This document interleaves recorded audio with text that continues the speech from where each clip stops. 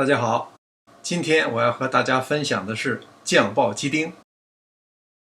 葱分两部分切，葱白切成段，葱叶切成末。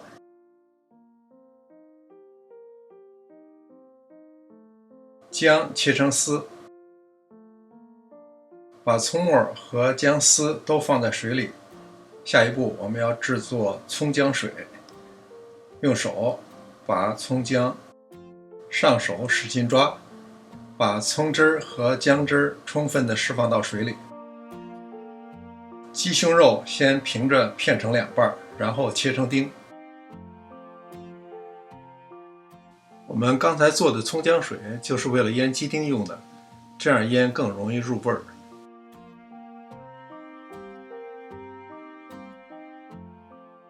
加入1汤匙料酒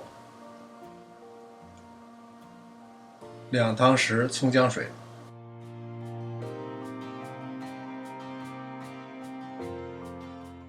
上手抓匀，鸡丁会吸收大部分的水分。加入2汤匙水淀粉，和匀以后，再加1汤匙油。抓匀以后，盖上盖腌20分钟。下面是小碗兑汁儿，2汤匙葱姜水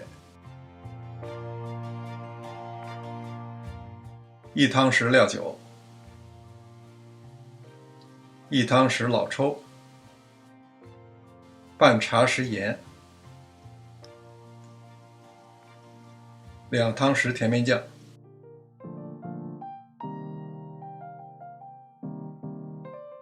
搅拌均匀备用。下面是热锅凉油煸炒鸡丁，这时候要轻微翻动，防止包芡脱落。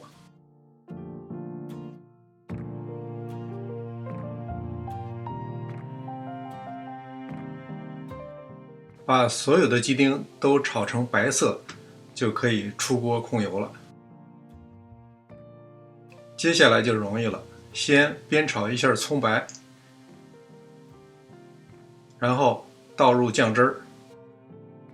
接下来什么时候放入鸡丁是有讲究的，原则就是当酱汁儿能够完全包裹住鸡丁，而不会出汤就可以。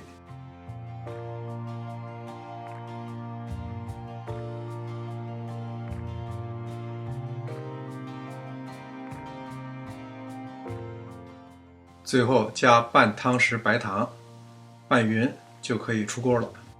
酱爆鸡丁的特点就是肉质鲜嫩，酱香浓郁，色泽红亮，咸甜相济，是非常好的下饭菜。